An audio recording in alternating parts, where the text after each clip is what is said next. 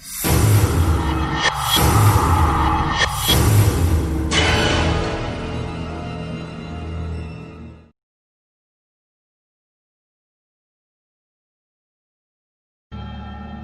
पुरानी बात है। उस समय भारत में अंग्रेजों की हुकूमत चलती थी। नैनीताल के एक बंगले में एक सरकारी अधिकारी रामानुजम रहने के लिए आए।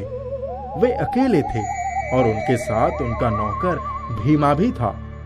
भीमा, ये बंगला बहुत पुराना लगता है। हाँ साहब, मुझे भी ऐसा लग रहा है। सारा सामान ठीक से लगा दो, इसके बाद खाना जल्दी से बना लेना। मैं भी बहुत थक गया हूँ, आज जल्दी से सो जाऊंगा। ठीक है साहब। रामानुजम बंगले के अंदर मुआयना करने लगे। उन्हें ऐसा आभास हुआ कि जैसे इस बंगले में कोई हमेशा से रहता आया है। उन्हें एक जगह पायल के कुछ घुंघरू दिखाई पड़े। वे सोचने लगे, मुझे बताया गया था कि ये बंगला बहुत दिनों से बंद था, फिर ऐसा क्यों लग रहा है कि यहाँ कोई रहता है? शायद ये मेरा भ्रम ही हो सकता है। उन्होंने रात्रि का भोजन लिया और भीमा को सर्वेंट क्वार्टर में भेज दिया और शयन कक्ष में चले गए। अंधेरा बढ़ गया था। उन्हें हल्की सिसकियों की आवाज सुनाई पड़ी। इसके बाद किसी औरत की चीखने की आवाज भी आई। वो उठकर बाहर आए तो वहां कोई नहीं था। वे फिर से कमरे के अंदर चले गए। कुछ भयानक आवाजें आने लगी। उन्होंने खिड़की से झांक कर देखा तो एक सफेद साड़ी में साया दिखाई पड़ा। पायल के घुंघरू भी बज रहे थे। कौन है वहां? मेरी बात का जवाब दो। कोई जवाब नहीं आया। रामानुजम ने अपना स्वर तेज किया। अरे बोलो, कौन है वहां? जवाब क्यों नहीं देती? खामोश। यहाँ से चले जाओ वरना मार दिए जाओगे। कौन हो तुम? मुझसे तुम्हारी क्या दुश्मनी है? मैं एक प्रेतात्मा हूँ। दुनिया के सारे मर्द एक जैसे होते हैं, बेवफा होते हैं। तुम भी उनमें से एक हो।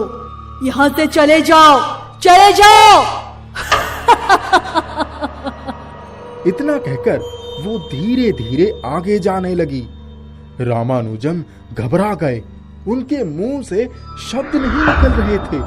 उन्होंने कमरे की खिड़की भी बंद कर ली। वे रात भर सो ना सके। दूसरे दिन उन्होंने अपने हेड ऑफिस को सूचना भेज दी और अपना स्थानांतरण करा लिया। बंगला खाली कर दिया। वो बंगला कुछ दिनों तक बंद ही रहा। इसके बाद एक दूसरे अधिकारी माइकल फरेरा को अलर्ट कर दिया गया। Wow, it's very nice bungalow. यहाँ रहने का मजा आएगा। भीमा, इधर सब ठीक है ना? ये बंगलो बंद था, फिर भी इतना साफ सफाई कैसे है? मैं पिछले महीने में रामानुजम साहब के साथ यहाँ एक दिन रहा था। अब आप आ गए हैं, देखता हूँ कितने दिन रहेंगे। मैन, तुम क्या बोलता? एक दिन रहा? क्यों? साहब ने कुछ देखा और परेशान हो गए। एक औरत को देख लिया था। कमाल है, आदमी होकर औरत से डर गया। किधर है वो औरत? हमको भी दिखाओ। साहब, रात में आती है। कैसा दिखती है? साहब, मैंने नहीं देखा। ओके, मैं देखेगा। माइकल और भीमा खाना खा लिया। रात हो गई थी। भीमा अपने क्वार्टर में चला गया। माइकल लॉन में टहलने लगा। अचानक भयानक आवाजें आने लगी। माइकल के कान खड़े हो गए। उन्हें किसी के आने की आहट सुनाई दी। सामने धुआं सा उठा और वही साया उधर आया। पायल की झंकार की आवाज तेज होने लगी। कौन हो तुम? इतनी रात में इधर क्या कर रही हो? मैं यहीं रहती हूँ। तुम यहाँ क्या मरने के लिए आ गए हो? अरे कैसा बात करता है तुम? माइकल डरकर पीछे हट रहे थे। साया नजदीक आ रहा था। उसकी आवाज तेज हो गई थी। रुक जाओ, अभी मैं तुम्हें मारकर इसी पेड़ पर लटकाती हूँ। प्रेतात्मा का पंजा माइकल की तरफ तेजी से बढ़ा। उनका चेहरा घायल हो गया और वे वहां से भागने लगे। वो कुछ दूर आगे भागे थे कि वही साया आकर उनके सामने फिर से खड़ा हो गया। वो अपने कमरे की तरफ भागे, लेकिन वहां भी वो पहले से मौजूद थी। वे बाहर निकलकर फिर भागे। उन्होंने पीछे मुड़कर भी नहीं देखा। वे अपने सर्वेंट को बुला रहे थे, भीमा बचाओ बचाओ, ये औरत मेरे को मार डालेगा। भीमा सर्वेंट क्वार्टर से बाहर आया और माइकल की दशा देखकर हैरान हो गया। वो उन्हें लेकर अपने क्वार्टर के अंदर गया और अंदर से दरवाजा बंद कर दिया।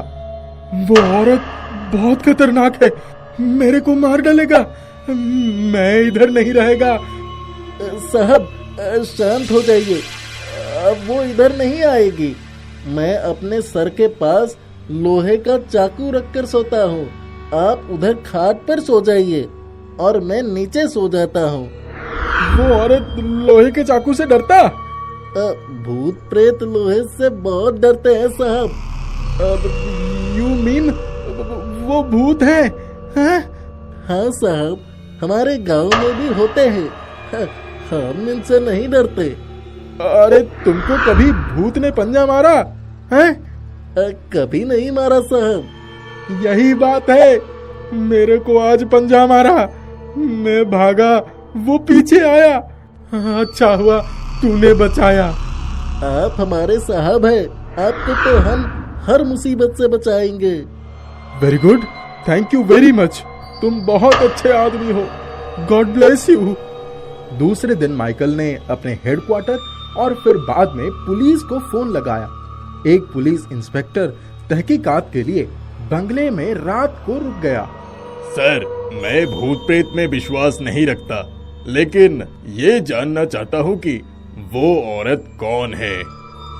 आज रात देख लो, सच्चाई सामने आ जाएगा।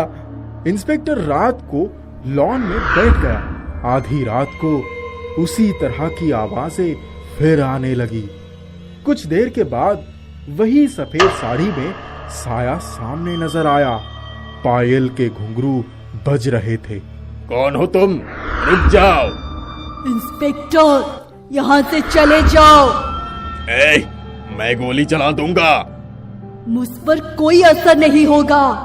इंस्पेक्टर ने प्रेतात्मा के पैर के पास गोली चलाई, लेकिन उसका कोई असर नहीं हुआ। प्रेतात्मा ने हाथ उठाया। इंस्पेक्टर पीछे हट गया। उसकी पिस्तौल नीचे गिर गई और प्रेतात्मा ने उसे बाहर गार्डन में फेंक दिया।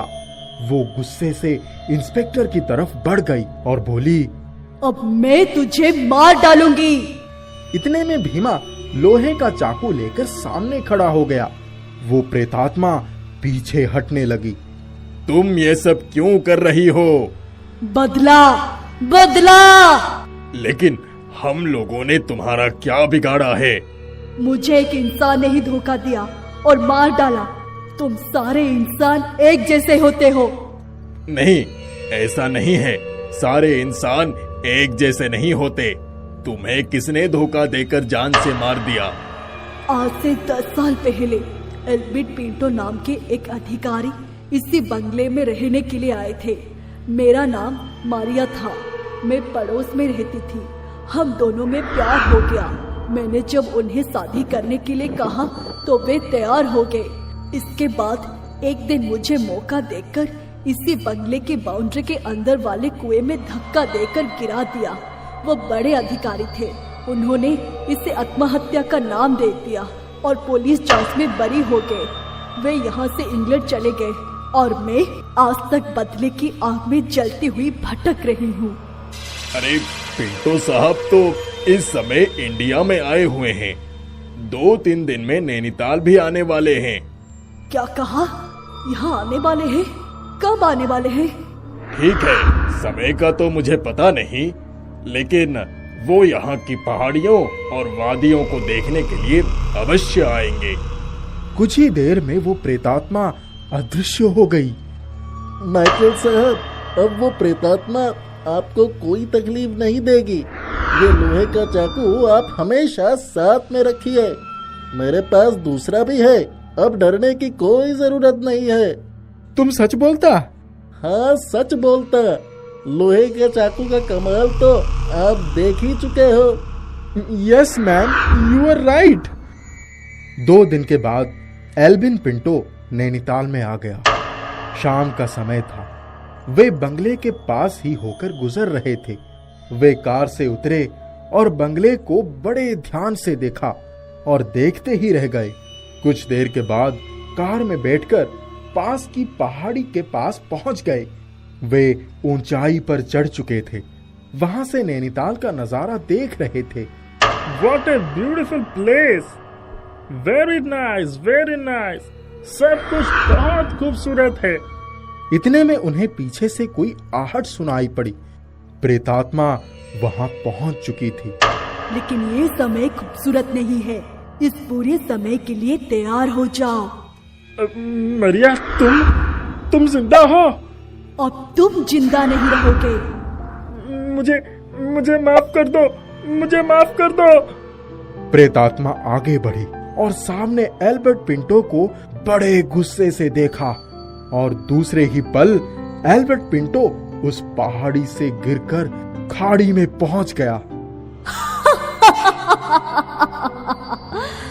आज मेरा बदला पूरा हुआ। इस घटना के बाद से वे प्रेतात्मा उस बंगले में कभी नहीं दिखाई दी।